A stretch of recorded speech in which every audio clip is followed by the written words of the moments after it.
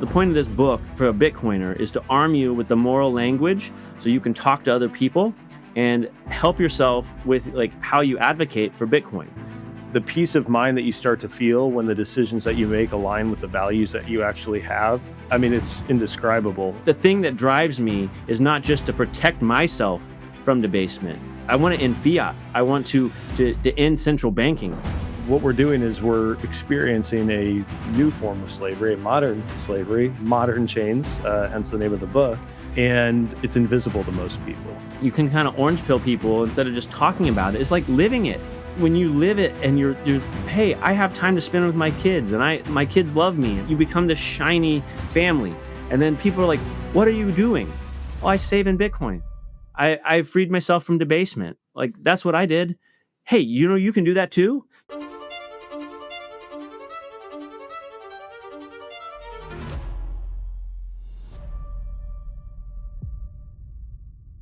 Hey everyone, Michael here with the Bitcoin Way podcast. Thank you for tuning in. Today on the show, I have Neal Flesher, author of the book Modern Chains. This was a fantastic discussion.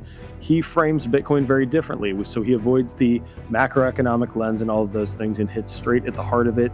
It is a moral issue, and that is why you need to adopt Bitcoin. Fantastic conversation. Stick around to the end, though. I think he has one of the best hot takes that I've heard on the podcast. You'll love it. Hey everyone, like I said in the intro, I've got Neal here. Neal, welcome to the Bitcoin Way podcast. Hey, thanks for having me. I'm excited for this conversation. So you wrote a fantastic book, Modern Chains. I would encourage everyone, go pick it up. This is a completely unique way, I believe. There are aspects of it that we talk about in Bitcoin a lot, but you've completely reframed the way that you might approach framing Bitcoin for normies, for the average person. And I think it's a really important one. I told you offline, it really resonated with me because I've used a lot of the same angles of attack to try to orange pill folks and explain Bitcoin. And you view this not strictly as a macroeconomic issue that needs to be resolved, but as a moral issue. You look at this very philosophically. Why don't you give sort of your thesis, explain the book a little bit, and then we can kind of toss that around for a little bit. Sure. So one of the biggest ideas that I learned from Aristotle was that all economic activity grows out of the ethics. So if you want to understand the book, that's why I took the angle I did in the book. If you want to understand the structural integrity of a bridge, how it was engineered, like you need to know the physics.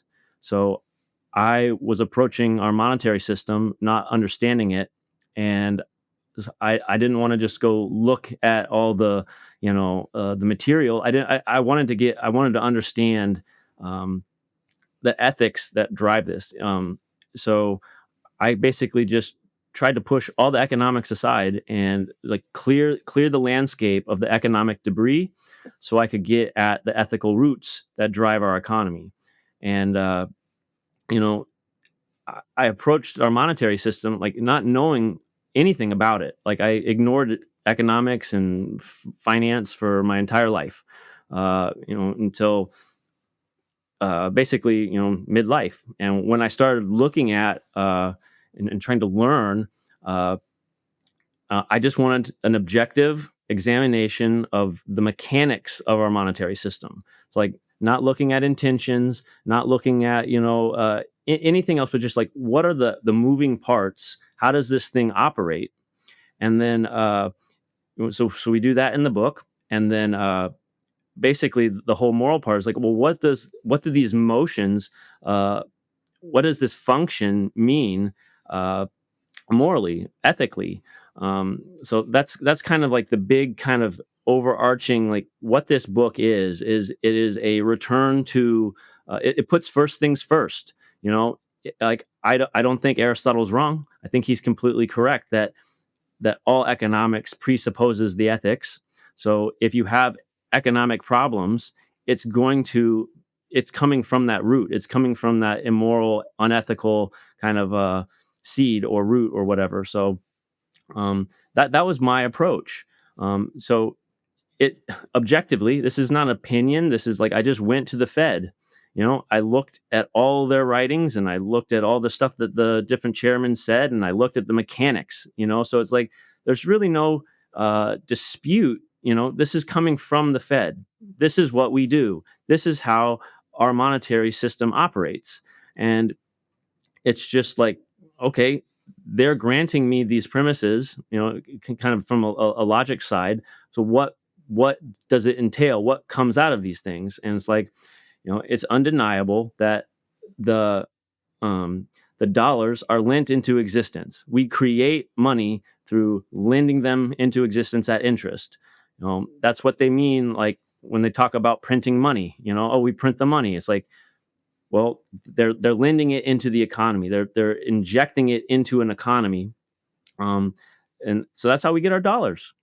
And it's like, okay, so but it's not just like they did that once and that was it, and we have this fixed fiat supply. It's like, no, uh, every day, more and more dollars are injected into the economy.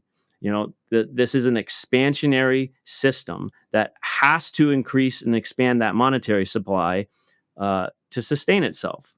It's like that is a objective, like mechanical operation. It's a principle of necessity that has to take place in our monetary system. So you're like, okay, so we have this constant injection of new dollars into the system. And it's like, well, what does that do? We talk about that debases the money. Okay, well, like these new dollars, like I believe, sorry, value is real, right? When you work and you create stuff in the world, like you're creating real value. Value is not some simple abstract idea. Like it's real in your life. Like what you spend your efforts and your energies to try to create and do, like that, like value is a real thing. And what we do with money is it is a capsule that we store all that value that we create into it. So we have this idea that I have dollars, I live my life, I work, I create value in the world, and I put it in these dollars. Well, our monetary system is continually injecting more and more dollars that are empty. So uh, what happens when these empty dollars meet these dollars with real value in them is, since we treat them fungibly, $1 spins the same as $1. What's technically happening is the real value and all the dollars that existed are getting extracted from, right. That value is getting extracted out of those dollars and put into those empty dollars, right. So it's like, okay, well, what is that? That is when they print money, you are being aggressed upon. Like that is a real thing. It's not a misstep or an unfortunate consequence. Like that is another person. There's people at the Fed, there's people in our government, right? They're making decisions to print dollars, and when they do that, that is coercively, forcibly extracting the value that you created with your life from you.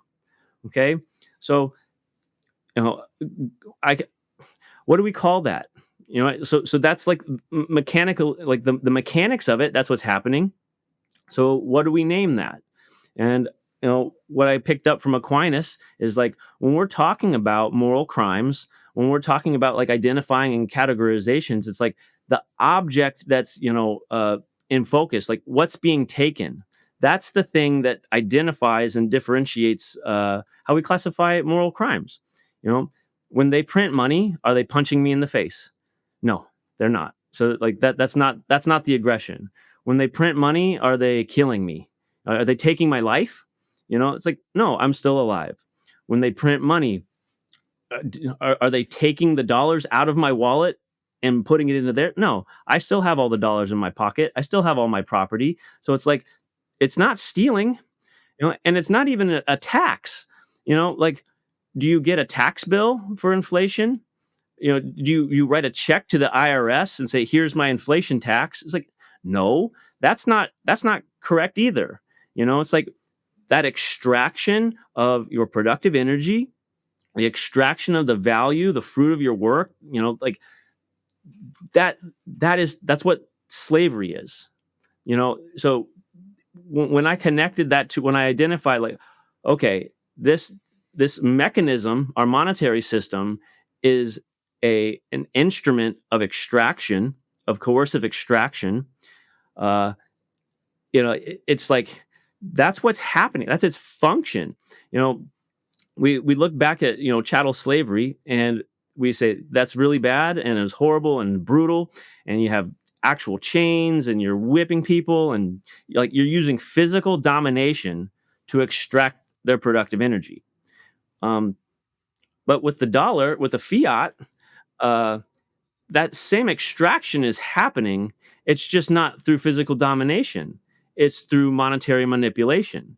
So, it's just it looks different, but it's producing the same effect. Like, whether you drive a nail in with a rock or, a hammer, it's like you're still driving that nail.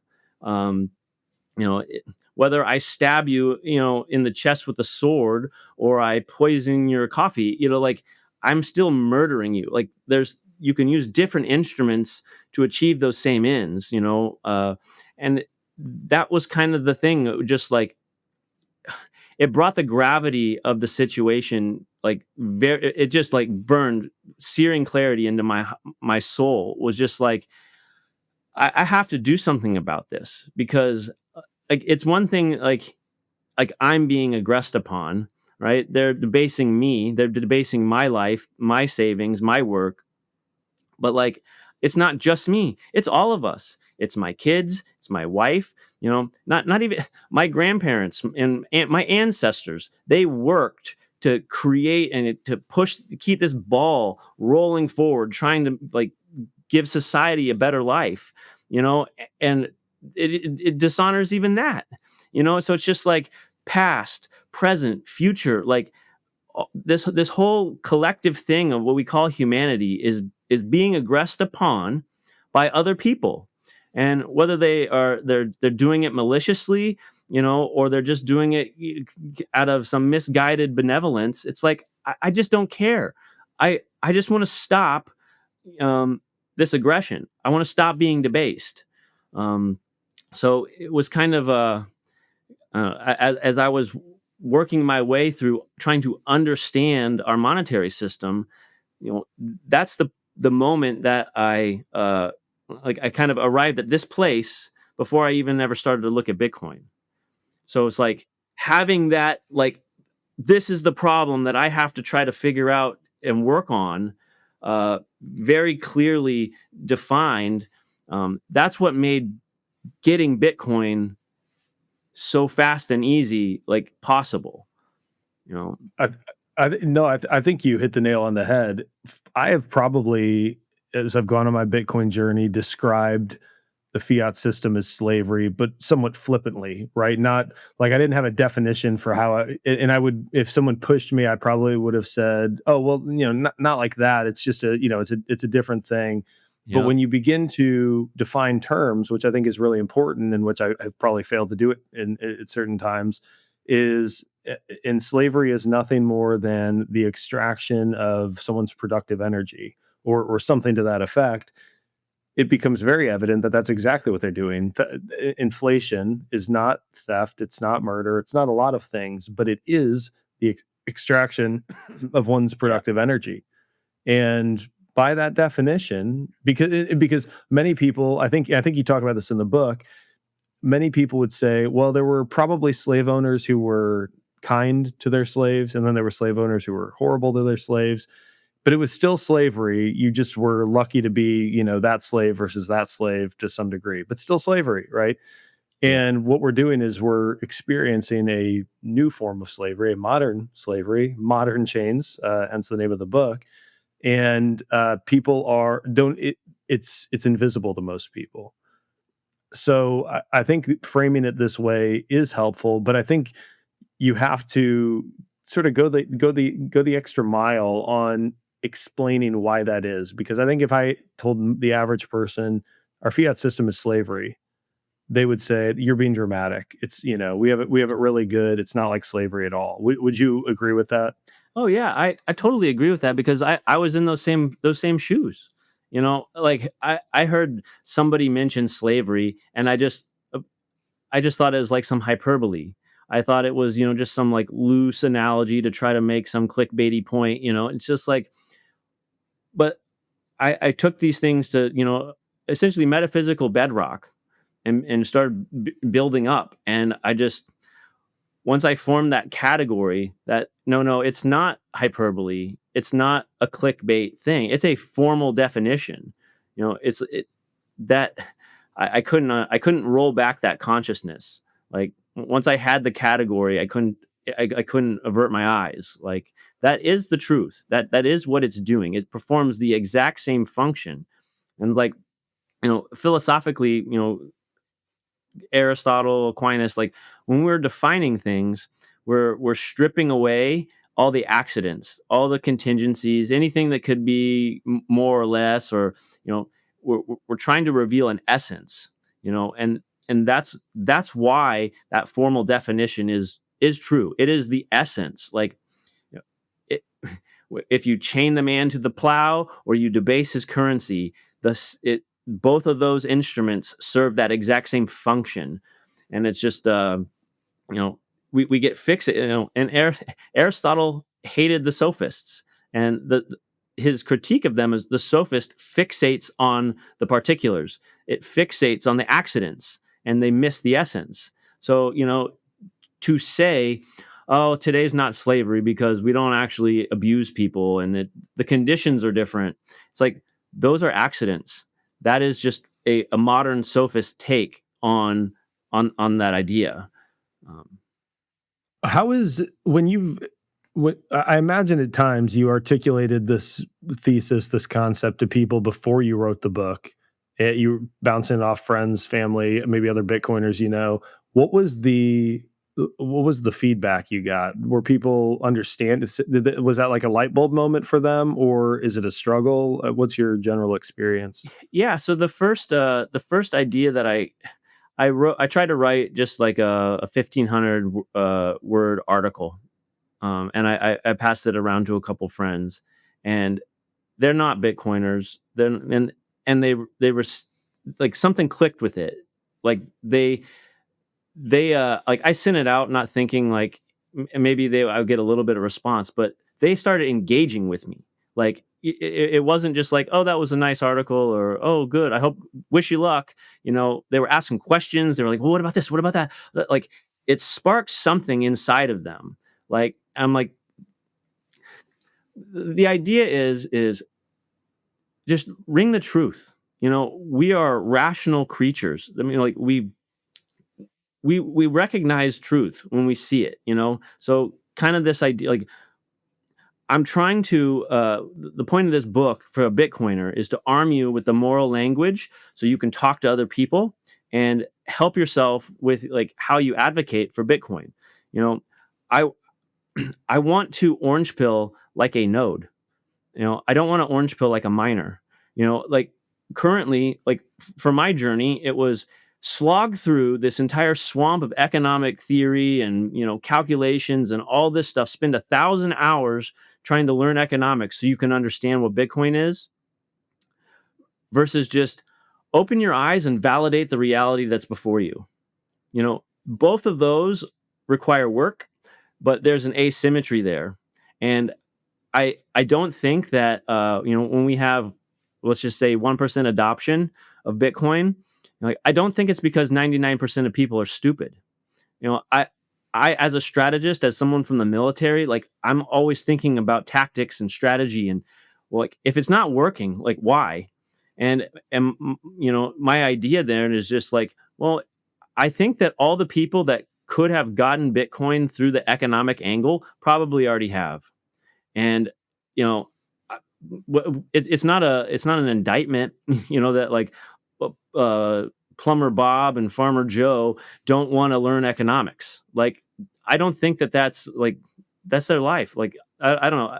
I didn't even want to learn economics. Like, I ignored it for my whole life. I didn't want to do that. So it's like, why are we asking people to, like, oh, you just don't get it, you didn't do your 1,000 hours of economics? It's like, well, that just seems like a really stupid strategy to try to talk to somebody about Bitcoin, when I can Yeah. just say, listen, um, ask them the question, what happens when they print the money? What happens, when they debase the money? You know, let's think about that. You already are being debased. like we work off of knowns.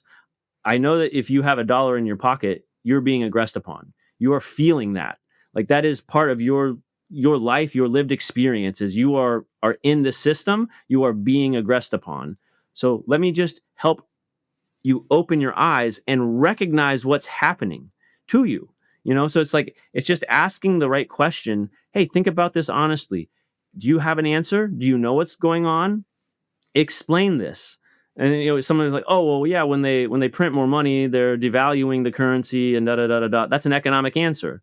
And you say, okay, well, what's going on underneath that morally? What is that they're taking? It's like, oh, that's literally your life. That's your productive energy. That's the fruit of your work. Like, and just connecting those two little dots. Once they have that, like, then you can't unsee it.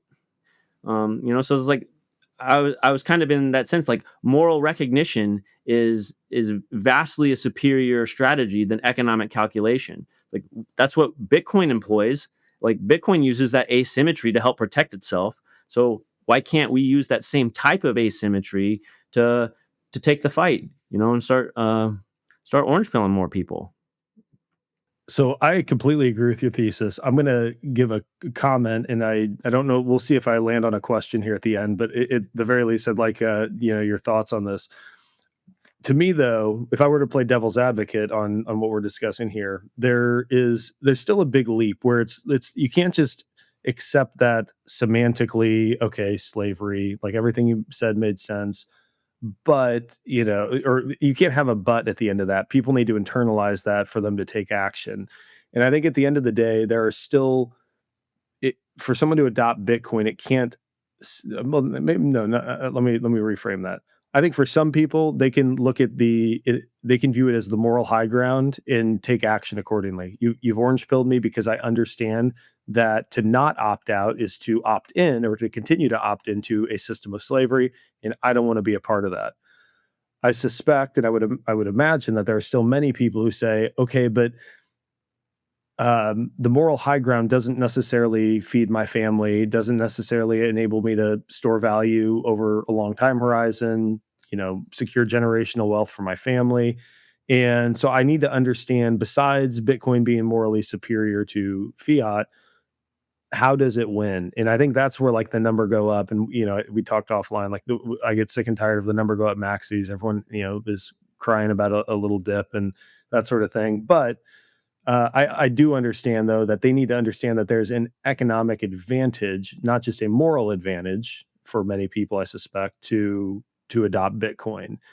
How do you think about so here's a question. How do you think about reconciling that or sort of encouraging people along that Bitcoin isn't just going to win because it's the morally superior money, because the morally superior anything doesn't always win, but also there is the economic advantage that you have when you adopt Bitcoin. Is that something you think about? Yeah. You would sort of tack on and share with friends, family, anyone you're trying to orange pill?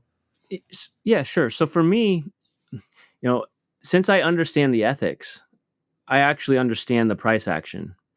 So it, an economist looks at Bitcoin's price chart and it's like, how do you come up? Like, it's very volatile. It goes crazy, and it's hard to explain. And we'll try to model it to death. And like that's one thing. But it's like I just care about the principles. There's a principle driving Bitcoin's price action. What is it?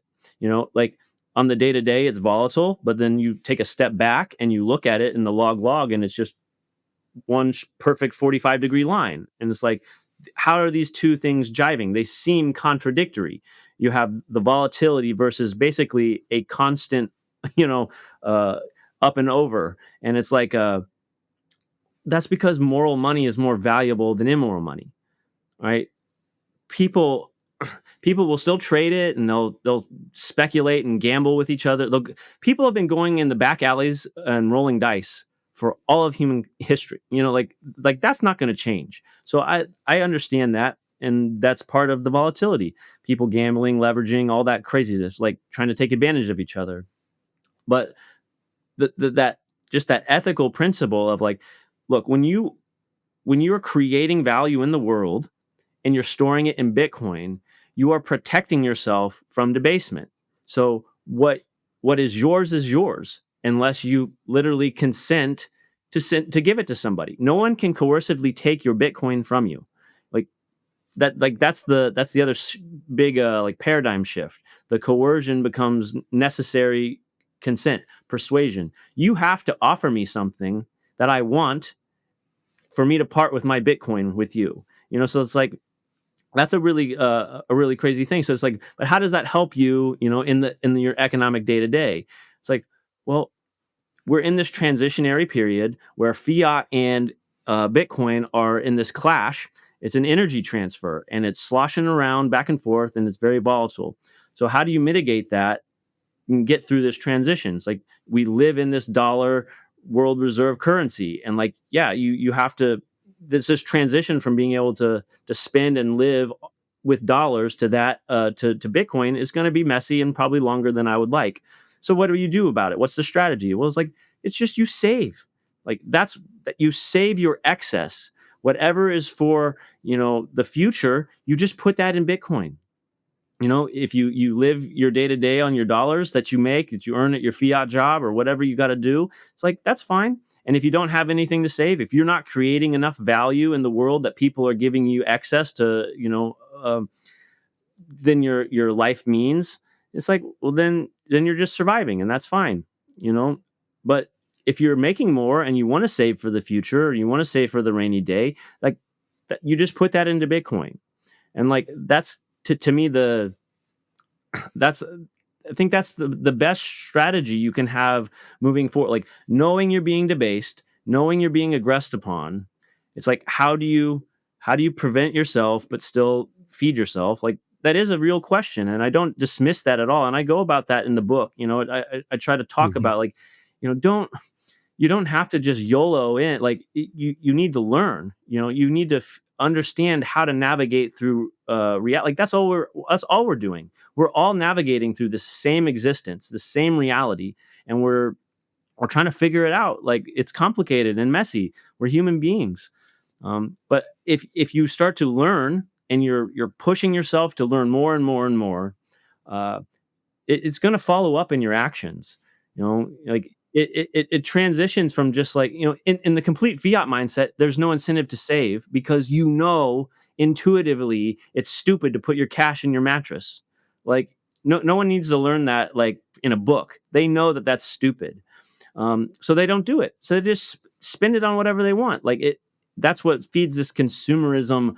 Like you're just living for the moment. You're living for the day. Whatever quick fix you can get to help you today is better than keeping and saving cash. So it's just kind of to me. I think it's not just the monetary, like, oh, my bank account number is going up or down, or it's like it makes you a different person too, because you start thinking about how you're navigating through your day better. Like you start thinking about the future. It draws out your time preference. Like it just makes you think about things differently. And I don't know. So that makes you richer. Like not even just in an economic sense. It makes you a more it fills your life full of more meaning. It gives you the ability to have, like, that's what's really cool, like the social issues and how we relate to each other. It's like if we have let's just say a two parent, mom and dad are both working, kids are off the daycare, like they scoop them up, they tap them on the head before bed, and then rinse and repeat tomorrow. Like they spent 10 minutes with each other.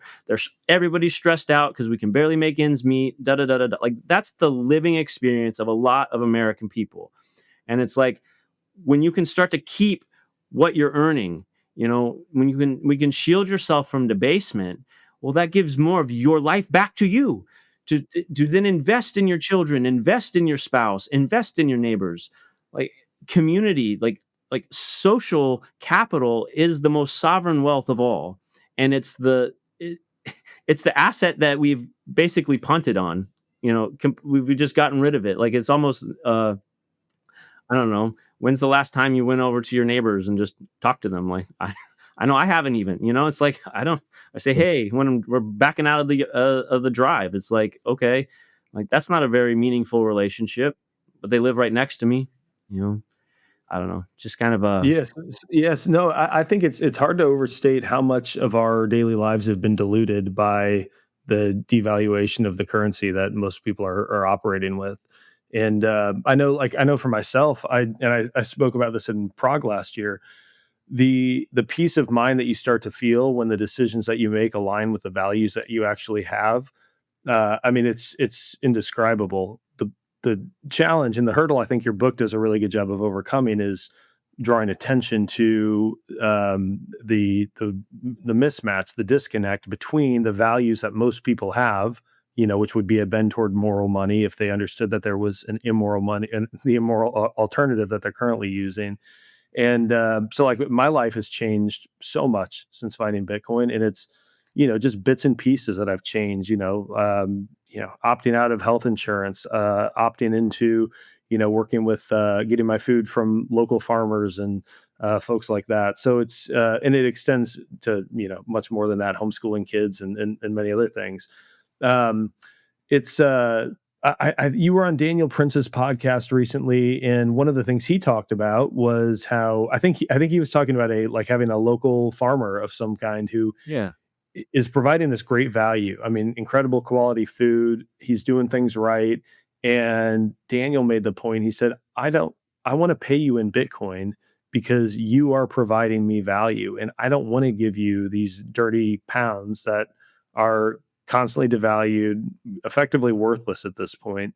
I want to give you Bitcoin. And so he's gotten this guy on board, and they're exchanging value that way.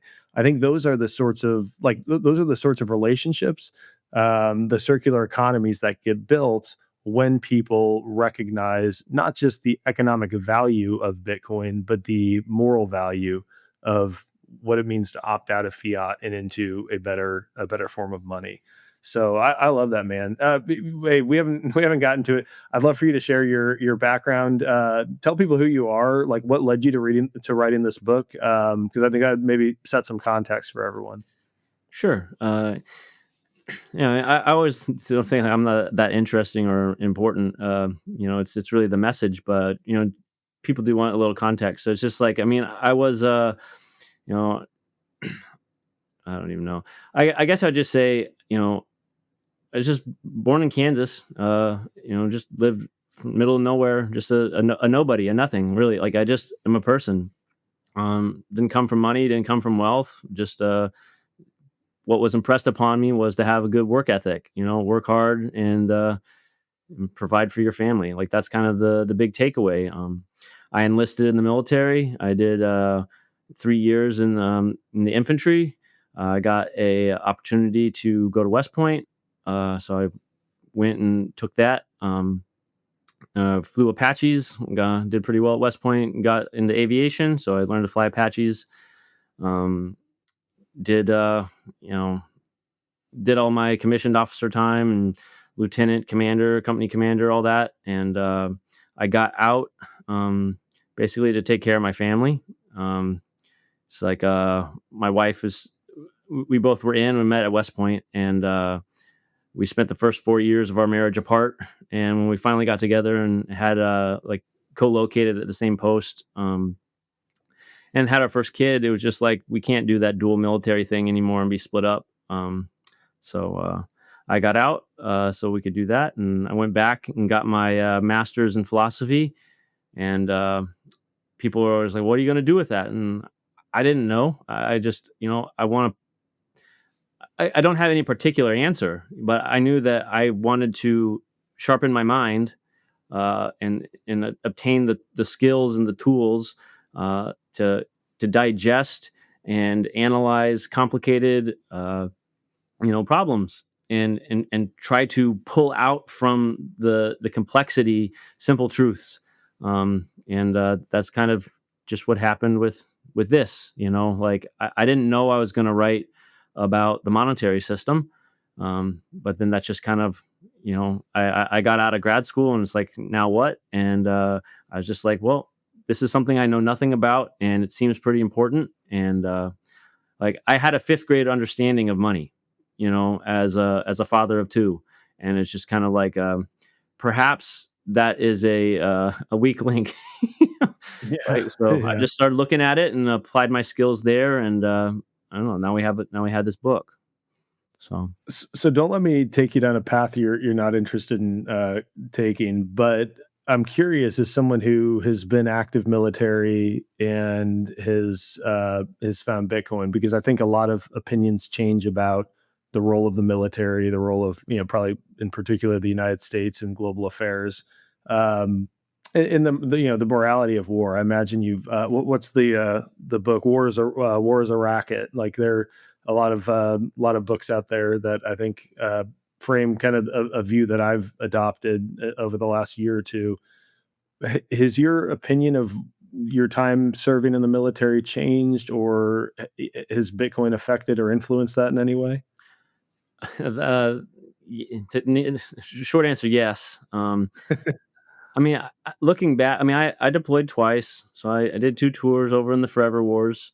Um, you know, my role in that at that time, like I don't know, I think about it completely differently now. Um, when you look at the mechanics of the monetary system, it's like they can print all the money in the world, right? They could, and it doesn't do anything unless they can inject it into the economy. So uh, I view basically the the military industrial complex there. It's just an injection. It's a means to inject money into the economy, just like entitlements, just like all the government spending. Like they're just coming up with reasons to inject money, and it's not because those reasons are actually super duper important. They just need a reason. Like so, we will always invent a reason to inject more money into the economy because they have to. If they just print the money and it sits, you know, if they just print the money and it sits in the government account, it doesn't do anything. Like they have to get it into the hands of people, and the people start changing it around for it to actually work. So it's just like that's what I view the forever wars are. I don't think that any of the I don't buy any of the reasons. Oh, we have to go do this for fight this bad person for this or that, or like I don't trust it at all. I think it's just all manufactured uh, to to get us. It's just an excuse to spend money, to print and spend. Like that's the reason. As far as so Yeah. yes, Yeah, no, if we stopped printing the money, I would imagine that the war spigot would turn off. That's my guess. I could be yeah. wrong, but you'd have to convince people that going to war and spending life, blood and treasure, is really worth it. They don't have to do that today. Um, Right. Yeah. I'll tell you what, I did not have on my bingo card, like, I don't, I guess maybe not war, but skirmishes in, what do we have? Venezuela. I think Yemen was a few months ago, Nigeria. Like, I don't even know what the hell's going on anymore. Like, I don't pay enough attention to a lot of that stuff, but I would have thought, Israel, Palestine, and Ukraine, Russia would have been enough for them to just open the floodgates. And somehow they're finding more. And I think these are small enough things that the average person doesn't even realize what's happening. But I think it's exactly what you're describing here. It's another excuse, and probably what a lot of people want isn't so much confirmation that the money printer's not turned on, but just that nothing's going to turn into World War III, right? And so if they overplay their hand with Russia, Ukraine, I mean that feels very tenuous. If they go attack what like drug cartels off the coast of Venezuela, everyone's like, "Oh yeah, good." Like the yeah. war on drugs, like yeah, that's fine. Mhm. But it's really the same end that they're seeking, and I think it's just to your point, the injection of more money. But it's always interesting to talk with someone who's sort of been there and been on the front lines of this. Have you had any of those conversations with like former with folks that you worked with in the military, and do they understand what you're talking about? Or I haven't actually had too many conversations with like past people about that, specifically. But it's just like since the money is such a you know th- s- so close to that taproot of all society, it's just like it touches everything in ways that even if you're kind of aware of these connections, like I if I knew exactly how much, like if I could measure uh, the impact of fiat to the dollar, it would still probably blow my mind. Like even though I'm very acutely aware, like I think there's a really big, huge connection here. Like I think the reality of the situation, even still, would be dumbfounding to me. Um, Yeah. like, It's crazy, man. I don't think anyone probably has a complete perspective on just how insidious our normal day-to-day life in this system is. So I'm curious. I apologize for kind of going down yeah, yeah, no another worries. path there. I'd be curious to hear. So if you sit down with someone and let's say they're not going to pick up a book and spend a lot of time reading it, but you're talking with a good friend. They know that you're into Bitcoin and they're like, okay, man, like Neil, sell me on this. Like explain to me why Bitcoin. You've sort of framed out a little bit of that, but I'm curious, like, what's the path that you take to orange pill someone with this approach of, taking the moral high ground? Like, what's the conversation look like? Yeah. So in the conversations that I've had that have worked and not worked, I still, to me, it's all asking a question about getting them to think about debasement. Uh, What's happened? Like, so one example that I'll use is, I'll say, when they injected $6 trillion of COVID money into the economy, what happened? You know, like and that's a pretty good opening salvo because everybody got a stimulus check. Everybody lived through COVID. Everybody knows that like an occurrence that happened. Like, and that is a staggering amount of money that was created from nothing. Like it wasn't there, and then it was. Explain that. Let's just talk through the effects. What are the ripples of this? And like, if you can get them to think about that, I think that that next step of just like, well, can you go underneath that for just one little bit and then try to think about what that meant morally? What does that do morally to you? You know, to your family, to your children. Like, think about that. Like, if your grandfather saved up, all of his money and buried it into the in the backyard, you know, and you found a little treasure chest going, a treasure map going through his stuff, it's like you would be pretty excited and you would run and you'd follow it and you'd dig it up. And if you opened up the treasure box and it was cash, you would start to cry because like his entire life's work, everything that he poured himself into is, who maybe that was, the purchasing power of like maybe he could have bought a house. Maybe he could have bought two houses with that amount of value that he created in the world. And today it gets you like half of a Kia. It's like that's not like that does like that really does do him disservice. That does you disservice, and then what you're trying to do for your kids, it does them a disservice too. And it's just like I think when you start thinking about that, and it's like, yeah, I'm being abused. What can I do about it? Before Bitcoin, there was no good answer. Like you still relied on some centralized type of a, you know, solution to somewhat protect yourself.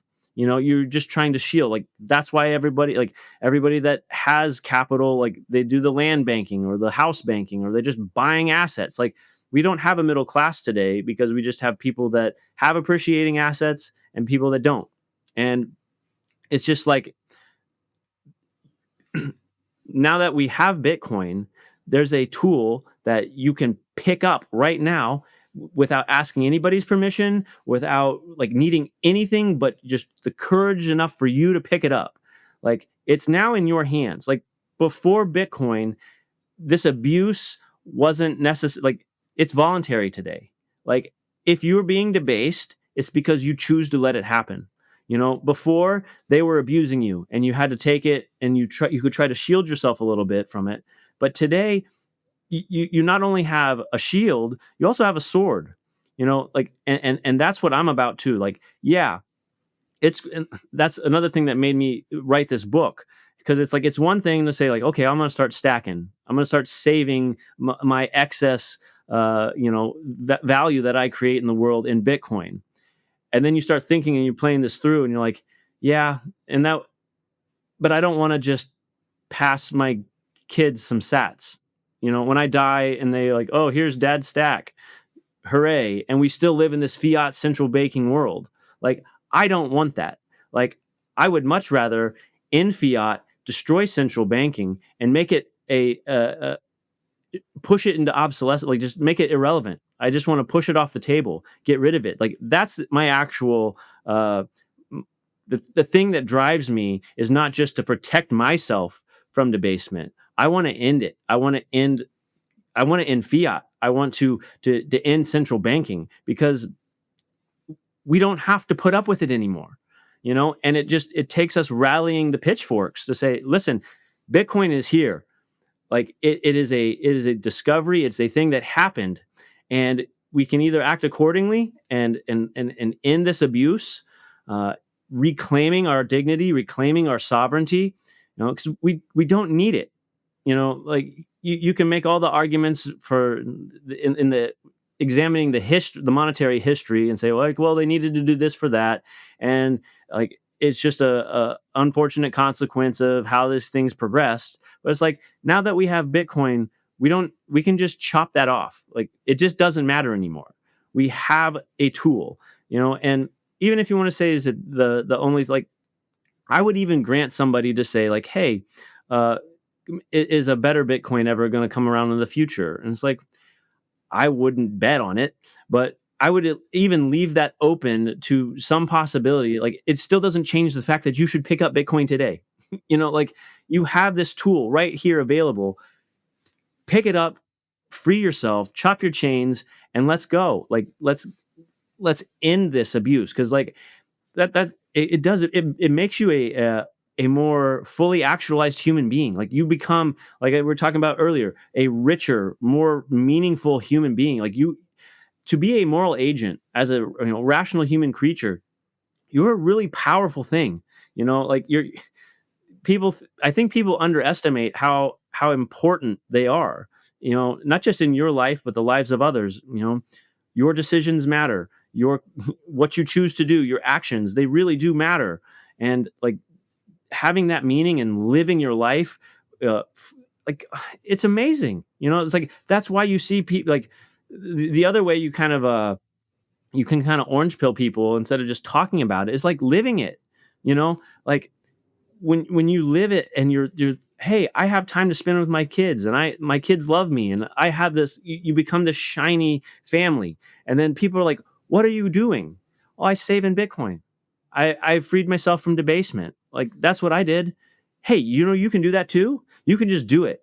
And then you form like a little community of orange pill community. And it's like, when they start, like, I see this thing scaling, is like, we're at the individual level, but when we start to those local communities, and we start to build that way, like, if a little town became a Bitcoin town, like, I know how the economics will go. Like, they're going to thrive. They're going to be a place that the other town is going to say, "Hey, weren't we like? They have like really nice roads. They have this and that. Like, they have all these organizations. They have social gatherings. They have like, what are they doing over there?" They asking that question of what are they doing that we're not, and then realizing that we can do that too.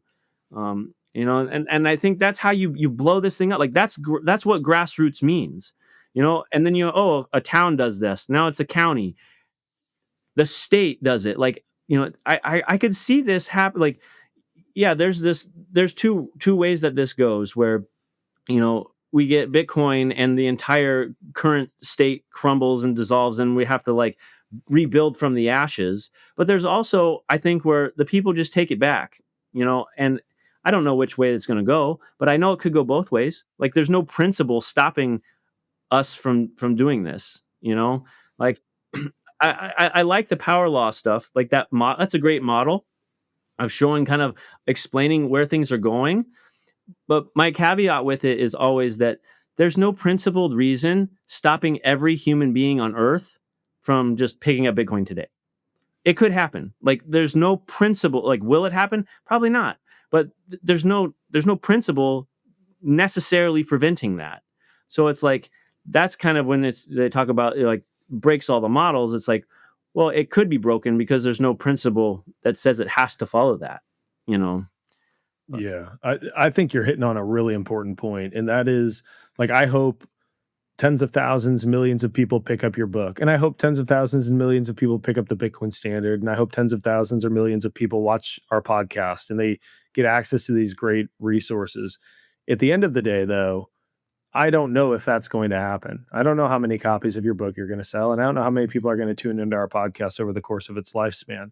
What I do know is that I have sovereignty within my family and the ability to make decisions that change the trajectory of my family. And if I can catch the attention of the people around me because of the way that I live, yep, that is going to be the most impactful way. That's the most certain way that I can affect change. And to your point, I think that's what grassroots is. It's my family, and then my brother's family, and my sister's family, and the people, my friends, and then it just radiates outward. And it's just like this ripple effect.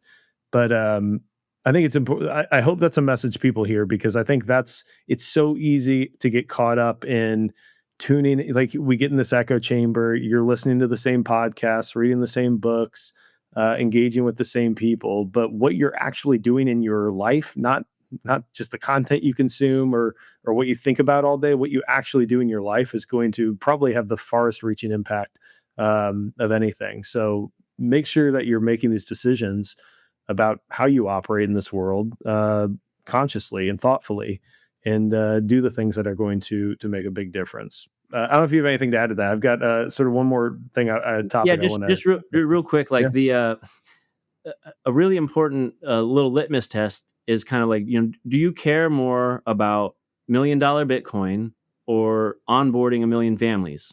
And like how you answer that question, it is very revealing to kind of like, do you actually have your finger on the pulse of like what drives what? Because the those million families will actually drive that $1 million Bitcoin price, but it's just like people, not price. Like that's really the focus. And that's I I read the Bitcoin Standard probably like, I don't know, 8 months after to already being a Bitcoiner. It's like I didn't come at Bitcoin from the standard kind of normal way. I came at it just from this moral, ethical like foundation. And it's like that's why I wrote my book. I can't write another Bitcoin Standard. It's already been written. Like that book is out there, that message is out there, and it's an important message and it reaches people and it works. There's just like, what could I add to this? What's my contribution? What do I have to offer? And it's just like, okay, well, I'm the moral philosopher, so I'll write the moral philosophy book. That's what I'll do, and I'll try to make it to the accessible for the everyday person to understand. Because I was just like, I think that was the market opportunity. Like, I don't know, you just look I at it. love it. But You can just do things. All right. just So what I wanted to ask you about was objections. So I think if you can get people to agree on the definition of slavery, for example, it's and I'm sort of maybe paraphrasing. So if you want to define it differently, but it's the extraction of someone's productive value or energy. Um, I think if you can get people to agree to that, it's going to be very hard for them to argue that what we're experiencing, just based on the mechanics, is not a version of slavery. Are there other objections that you've seen to your thesis more broadly, or when you're trying to orange pill people that they say yes, but and maybe there's something missing, and how do you think about those? sure. The most common objections is basically why I wrote the plight of the house slave. That chapter is towards the end of the book, but most of people's resistance to it, they'll even agree. Oh yeah, I know. Printing money is bad. It does this. They'll even say it's slavery, whatever. But I'm too comfortable. I'm winning. I have a nice life. I have, like that's what a lot of people. I don't want to rock the boat. Like I have a position. I have my 401k. I got my retirement. I have a nice house. I have a nice job. I have all these things, and I just don't want it to change. Like it's kind of just an appeal to cowardice. Is kind of like what it comes down to, where they say like I am, and that's why I wrote that chapter, because when I was doing all my research, I was like, okay, so if this thing actually is slavery, right? And I came to this, and I was like, well, the same principles would be in real slavery, like with chattel slavery. So like I started reading Frederick Douglass, and like I just was blown away at all the, like, he's articulating the same principles, the same kind of psychological phenomenon that we experience today, that back there when he was, a literal chattel slave. Like this dynamic between the house slave and the field slave. Those people that sat next to the master and got his scraps, that had a comfy bed inside, that that were treated nice. He talked about how they were the fiercest enforcers. They fought to quell any uprisings, or to keep things normal. Like they were the overseers that they feared the most. And I think that that's very, very indicative of what we have today. Like the people that are close to, the Cantillon effect or whatever, the people that are close to that money printer get the most benefits. And the farther away you get from it, the greater and the greater the abuse. So it makes sense that human beings, without thinking too hard about these things, will fight to keep what they, if it's working for them, they're going to fight to keep it in. Like they're going to continue this thing. So, you know, I don't think it's, it all goes to about who you're talking to.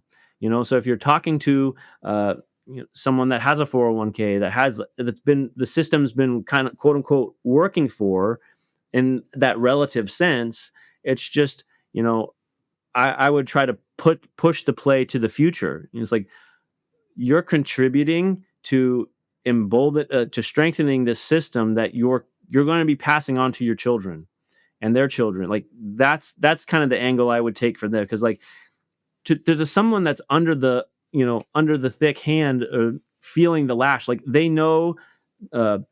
The quote that's from Frederick Douglass. It's something about like, the slave that knows the lash, like knows the truth of his condition with like a searing clarity. Or that's a horrible paraphrasing of it, but it's something to that effect. It's like for someone that is being abused hard by debasement, you know, I think you play into that. It's like, listen, you are being abused. You can stop this, but when you're talking to the people closer to the printer, I think you have to flip it from not talking about what their experience, but really about like, what is the world that they're going to be passing on to their children? Because the principle, like, again, the hollowing out of the middle class, it pushes to the extreme. So it's like, even if they say, well, I'll be able to hand my kids everything, all these assets, and they'll be better off too. And even if they want to argue it that way, it's like, but the number of people that can get by the printer is going to be smaller and smaller and smaller. So it's It like is. there's a scarcity even of the surface area around the printer that they're going to be Yeah, fighting yeah. for. And do you want to give that to them, or would you rather not?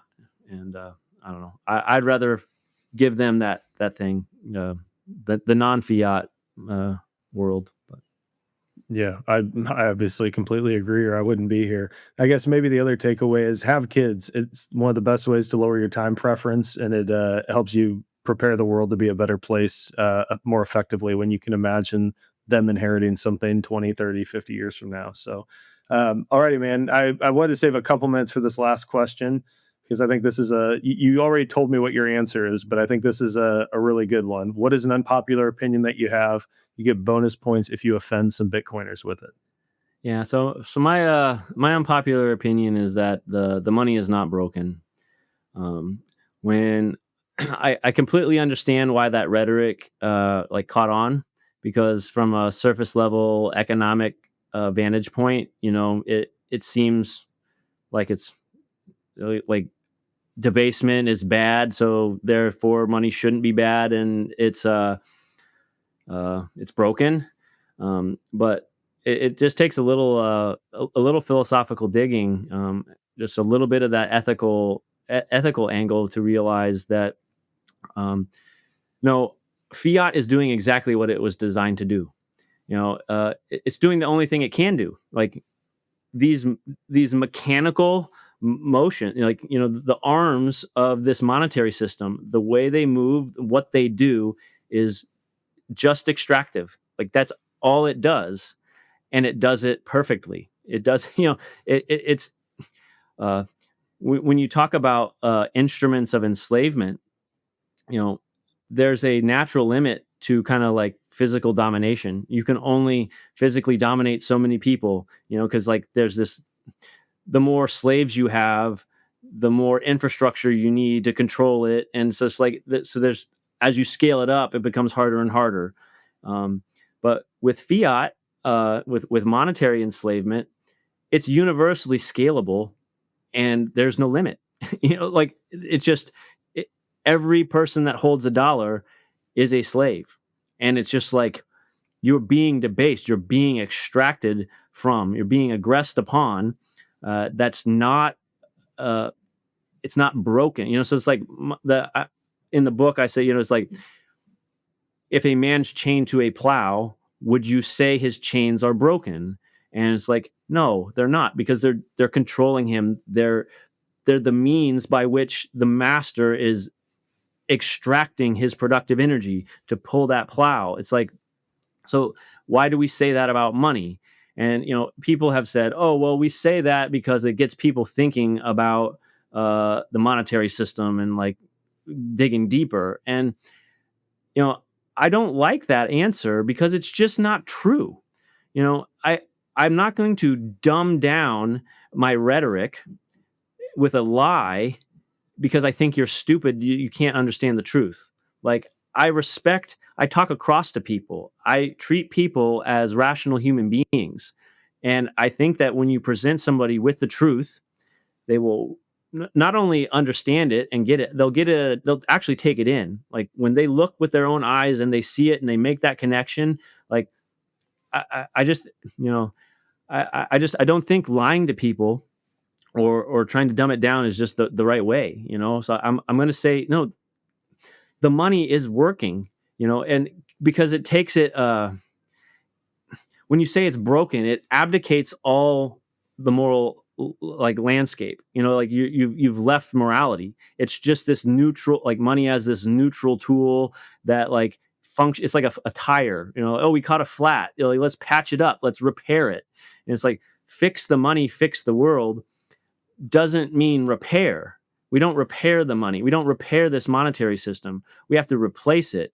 Fix means nail it to the wall, make it immutable. Like that's what fix the supply. Fix like it's a so that's an unfortunate kind of double meaning of that word fix. Because like fix the money, fix the world as this, fixed money supply makes perfect sense. But fix as in, we're just going to patch it up. If we just got the rates right, if we just had the right Fed chair, like all those things are accidents. It doesn't matter who the Fed chair. I hate that Powell goes up to the podium and the entire world, gasps with like on every syllable. What is he going to say? Oh, a quarter point. It's like, why do we treat that as serious at all? It is laughable. It is disgusting. Like, it doesn't matter. It literally doesn't matter what he says with the rates up or down. Like, this machine just keeps churning and churning. And that's why we have to get rid of it. That's I don't know. Sorry, I'm Yeah, just kind of we no, you got it. We have to completely gut it and replace it with honest moral money, because there is, and this is what I know this is like an unpopular opinion I have, but like I've voted my whole life and I'm done. And it's not because there aren't people who maybe align slightly more, in terms of values than others. It's because the system itself is working as it is intended to work and to operate. And the only solution is completely gutting it and replacing it with something better. And I like the double meaning. It fix the money, fix the world shouldn't be repair the money, repair the world. It should be assign a fixed monetary unit to the yeah. world, and then we fix a lot of these problems. And I would always add, really, it's fix the incentives, fix the world. People ultimately, not just money, are going to be the ones to produce and affect change. But I think you nailed it. But to your point, it's much more digestible for people to imagine if we can, if we can just like adjust the right, pull the right levers, adjust the right settings, that somehow that's going to be the solution. But really, at the end of the day, it's about Bitcoin taking over and fiat vanishing. Yeah, because that's the thing. When you only are looking at it economically, you're gonna like that. Those are the only tools at your disposal. You're like, well, this is the system, and we have these levers to move. We adjust the rates. We do this. It's like you're missing the point entirely. That the reason that's driving the reason that we have these abuses is because the ethic. Like that's I don't know. That's just it doesn't. It's not complicated. It's all the smoke and the mirrors and like it's theater. When Powell's going up there, it's a theater. It's tricking people into thinking that like actual people know what they're doing, or like that this is like correct. Oh my, like it's not simple, or it's not complicated. It's really simple. Honest money. That's not a I don't know. It's a hard thing to enact in this fiat world, but uh, sorry, I guess I just like my brain just frazzled. I just went a bunch of different ways. So No, sorry. it doesn't mean that the fight's not worth it. It's like, what do you do? We've got an uphill battle, so Yeah. we just don't do anything. I think No. that's a coward's way out. So, man, I love what you're doing. I love the book. Appreciate you taking time, man. You want to tell people where they can find the book, where they can find you online? Anything else you want to share before we hop Oh, off? sure. Yeah, I mean, modernchains.com is that's everything that I do will be there. So all the Okay. links and all the different things or whatever, that's fine. That's where that's all at. But yeah. Perfect. Well, Neal, we'll link to that in the show notes. And again, really appreciate you coming on. This has been a lot of fun, and I look forward to you and I staying connected. Yeah, thanks for having me. I appreciate it. Cheers. Bye. And that's a wrap. Again, hope you enjoyed my conversation with Neal. I know I had a blast. Go buy a copy of this book. Go check out the website. Support Neal and everything he is doing. I think this is an important message to get out to the world. Of course, if you need help with taking your Bitcoin into proper 100% self-custody, go to thebitcoinway.com/podcast. You can schedule a free 30-minute consult with a member of our team. We'd love to walk you through how it is we can help, but we also help with online privacy, setting up privacy phones. We have a Plan B residency option. We can also help get you solo mining if that's something you want to do, and we would encourage everyone to do so. Again, it's thebitcoinway.com/podcast. If you're enjoying the show, do me a huge favor, like, subscribe, comment, anything to feed the algorithm. We would really, really appreciate that. Until next time, though, stay safe, stay sovereign, and remember, the yield on Bitcoin is freedom.